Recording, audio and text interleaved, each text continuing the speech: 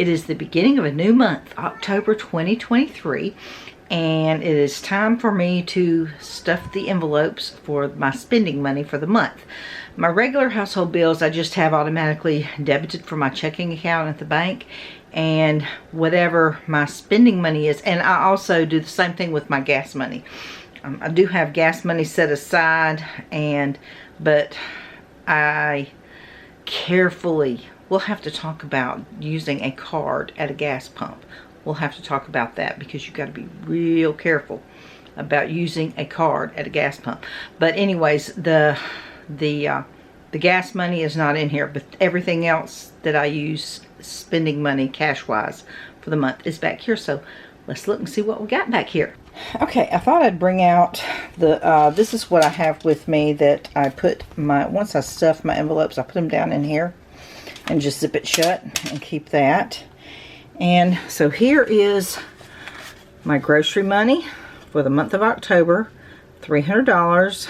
I think I remember there's only 4 Saturdays, but because I get paid twice a month and it's not like an every other week kind of thing, I just budget a flat $300 for each month. So in theory, I should have an extra $60 left over at the end of each month, even if I spend the whole $60 every week, if there are only 4 Saturdays in the month. And I think this month there is. Hopefully, I'm going to be doing a low spend month on groceries, so hopefully I'll have most of this $300 cash left over at the end of the month. So that's the money for groceries, and I've already got it clipped into 60, so $60 on each paper clip, and there's a total of $300 there. The next I've got is Dollar General. I've got $100 budgeted there. Even though there's only 4 Saturdays, I still do the $100 for the month.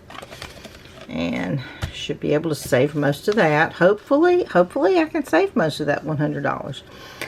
Then we've got anything I run up on, clearance, thrifting, that kind of thing. I do budget $50 a month for that. I haven't had to use this in a while. I haven't bought anything on clearance or at a thrift store in a while. So if I don't spend this, it just goes into savings. And then drugstore money, whether we buy medication, prescription, whatever, it'll come out of this. And if we don't, then I can use my extra care bucks at CVS or whatever and make this $50 go a long, long way. And then the last thing is the cat supplies. That's $100 for that. I never use the whole $100 for it. And I just, whatever I don't use, I just put it back for, like, if we have a, you know, a vet bill at some point. So there's all my money. I'm going to get it into the envelopes. Okay, I got all the money down in the envelopes. The cat supplies, drugstore, clearance and thrifting, Dollar General, groceries. So there's a total of $600 in cash here. And I was asked last month what this is on the back side of these envelopes. These are the envelopes I get for free at the bank. And what it is they've got this like shopping list on the back side, and you can use this. It can actually be really useful. So you can use this and mark off the things that you might need at the store. Like, you know, whatever you're shopping for. And if it's not listed here, there are some blanks right there that you can fill in what's missing out. So this, you know, I mean, these aren't just, I mean, yes, I throw them away when I get done. I do make sure all the money's out of here. But besides being an envelope that I get free from the bank, it's also useful. So, yeah, that's what's on the back side of these envelopes. And then I'm going to just put those down in here. Okay, so there it is, down inside that little zipper thing, and it's just, it's real small. It's just the right size to fit these envelopes, and I can zip it shut and keep it safe. And each week I can pull out what I'm needing for whatever I'm shopping for. So I'm going to zip that shut and put it back where it goes. Well, there's my cash envelopes for the month of October 2023.